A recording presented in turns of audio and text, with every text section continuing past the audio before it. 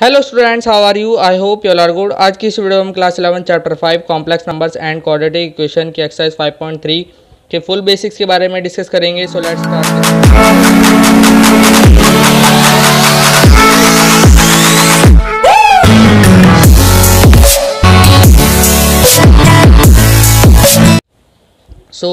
जैसा कि आपको पता है, ये हमारा जो बेसिक्स है वो पूरा एक्सरसाइज 5.3 का है। एक्सरसाइज 5.3 में आपको बता दूं, बिल्कुल इजी एक्सरसाइज है। अगर आपने मेरी पहली वाली वीडियोस देखी होंगी एक्सरसाइज 5.1 और एक्सरसाइज 5.2 की, तो आपको ये बिल्कुल इजी लगने वाला है। ये जो कॉन्सेप्ट है हमारा बिल्कुल इजी है। उससे पहले आप जो हमारे बेसिक्स है 5.1 और 5.2 के, वो जाकर देख लेना। और इससे पहले के जो 5.2 के जो जितने भी क्वेश्चन हैं वो आपको मेरे जो चैनल है उस पर जाकर आपको मिल जाएंगे, आप वो वीडियोज़ भी देख सकते हो।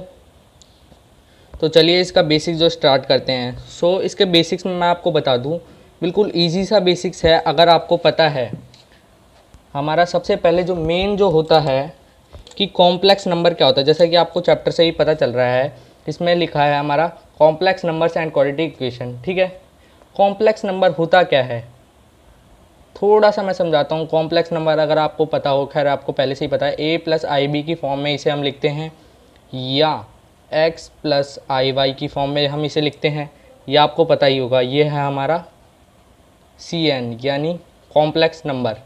ठीक है, इस फॉर्म में हमारा कॉम्प्लेक्स नंबर होता है। अब क्योंकि ये बेसिक्स है, अब इसका इससे क्या रिलेशन, इससे ये रिलेशन है। वैसे तो इस एक्सरसाइज में हमारा जो पूरा है, हमने कॉम्प्लेक्स नंबर के बारे में ही पढ़ा है अभी तक। तो हमारी जो एक्सरसाइज हुई है 5.1 और 5.2, उसमें हमने पढ़ा है कॉम्प्लेक्स नंबर के बारे में। तो ये तो था कॉम्प्लेक्स नंबर।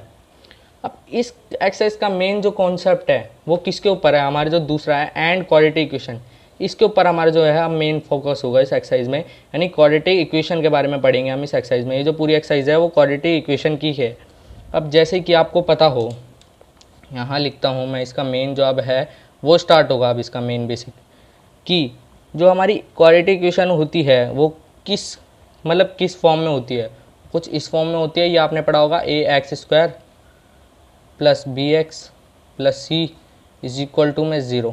ठीक है, इस फॉर्म में हमारी जो है एक बेसिक जो हमारी क्वाड्रेटिक इक्वेशन होती है वो इस तरीके से होती है। इसमें जो रियल कोफिशिएंट्स जो होते हैं वो हमारे होते हैं a b c।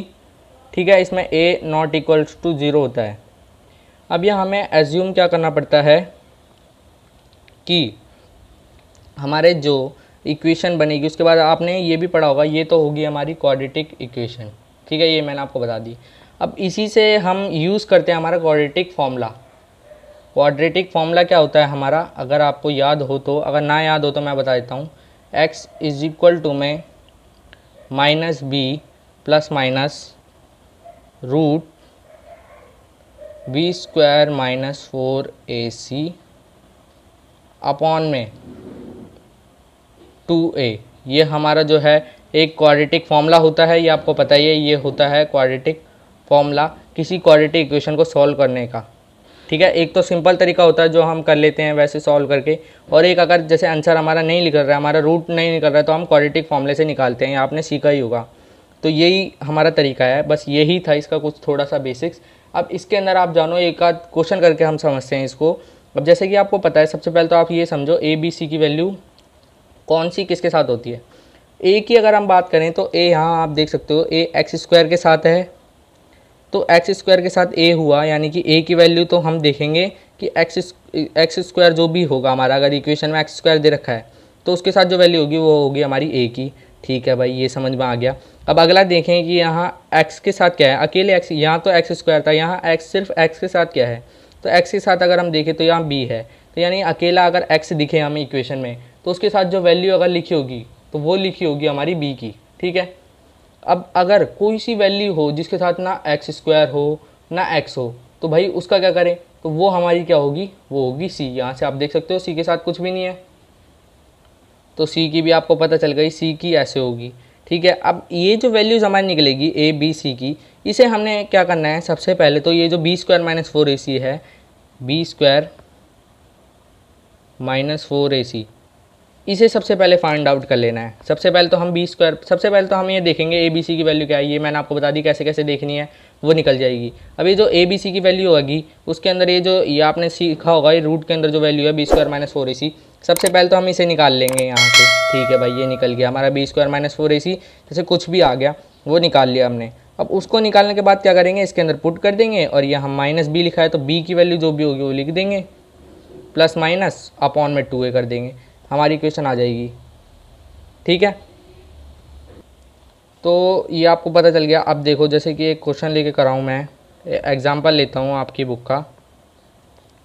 सबसे पहले एक इजी एग्जांपल, एक इजी सा एग्जांपल लूँ मैं, एग्जांपल नंबर 9।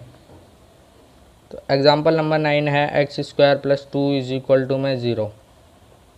ठीक है, अब यहाँ से अगर हम इसको सॉल्व करें तो ये बिल्कुल ईजी सी इक्वेशन है, ये तो आप कर सकते हो।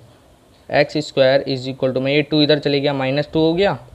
ठीक है, अब ये स्क्वायर इसके ऊपर रूट में आ जाएगा, x² - ठीक है, अब ये हो गया माइनस और ये रूट आ गया इधर 2। ठीक है, अब हमें पता है रूट के अंदर जो भी वैल्यू होती है वो प्लस माइनस दोनों में निकलती है, तो ये हो गया x ± √-2। अब ये देखो ये किस फॉर्म में आ गया, ये है -√2। अब रूट के अंदर तो भाई हमने माइनस पढ़ा ही नहीं है, बट मैंने 5.1 और 5.2 किस लिए थी, वो इसलिए थी ताकि हम ये जो रूट में जो माइनस आ जाता है इसको हटा सकें। तो अगर मैं बताऊं, √-1 क्या होती है हमारी, आयोटा होता है, ये आपको पता ही है। यही था हमारा बेसिक्स, पूरा चैप्टर से चलते हुए आ रहे हैं। √-1 की जो वैल्यू होती है वो होती है 1। तो इसको अगर हम चेंज करें ±√-1 में √2 इसे हम लिख सकते हैं। ठीक है, -1 में √2, तो यहाँ -1 की तो वैल्यू होगी i और √2 एज इट इज़ लिख दिया, बस √-1 की वैल्यू लिख दी हमने i। ठीक है, यही था हमारा इसका, ये तो छोटा सा ये जो क्वेश्चन था ये तो ही था। अब लेते हैं एक बड़ा क्वेश्चन जो कि मतलब इक्वेशन में पुट कर सके। तो अब ले लेते हैं हम एग्जाम्पल 11। इसमें इक्वेशन दे रखी है हमें √5 x² + x + √5 = 0। ठीक है, अब यहाँ हमने देखनी है ए बी सी की वैल्यू। ए की वैल्यू देखें तो वो किसके साथ होती है, x² के साथ हमारी होती है ए की वैल्यू। तो x² के साथ हमारी क्या है यहाँ वैल्यू, √5, तो यानी ए की वैल्यू तो हमारी होगी √5। अब बी की वैल्यू देखें किसके साथ होती है, बी की वैल्यू होती है हमारी x के साथ। तो यहाँ देखें x के साथ कौन सी वैल्यू, x के साथ यहाँ है 1 होता है x के साथ, जब कुछ नहीं है तो ये 1 है, तो यानी x के साथ जो वैल्यू होती है वो b की होती है, तो यहाँ है 1। ठीक है, अब बचा क्या हमारा c, तो c किसके साथ होता है, c के साथ तो कुछ भी नहीं होता, ना x² ना x, देख सकते हो आप इक्वेशन में, ना x होता है ना x² होता है, यहाँ c अकेला होता है। तो अकेला अगर हम देखें कोई भी चीज़ तो यहाँ बची हमारी √5, तो √5 हुआ हमारा c। ए बी सी की वैल्यू पता चल गई। अब हम निकालते हैं हमारा b² - 4ac। b की वैल्यू है 1, तो 1 का स्क्वायर -4 इंटू में a है हमारा √5, c भी है हमारा √5, तो 1 का स्क्वायर तो 1 हुआ, माइनस में 4 इंटू में √5 इंटू √5 क्या हो गया 5, तो ये हो गया 1 - 20, ये आंसर आया हमारा -19। ठीक है, ये आ गया -19, माइनस का है ये पता चल गया। यहाँ हमने b² - 4ac निकाल लिया। अब हमें क्या करना है, बस ये जो इक्वेशन आई है ना हमारी क्वाड्रेटिक फॉर्मूला है, इसके अंदर बस इसकी वैल्यू पुट करनी है। अब यहाँ सबसे पहले तो हम इक्वेशन लिख लेते हैं हमारी, x = -b + -√b² - 4ac upon में 2a। ठीक है, ये लिख ली।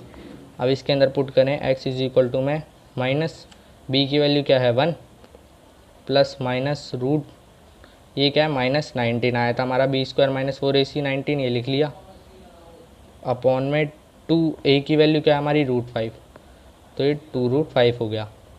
अब यहाँ पे क्या करो, ये जो -√19 है, अब इसको हम कैसे लिख सकते हैं, -√19 यहाँ लिख के दिखाता हूँ मैं, यहाँ देखो -√19, इसको हम ऐसे लिख सकते हैं, माइनस का 1 रूट का इंटू में √19, ऐसे लिख सकते हैं। अब इसका ही क्या करो, इसको ऐसे लिख लो, -1 प्लस माइनस √19 i अपॉन में 2√5।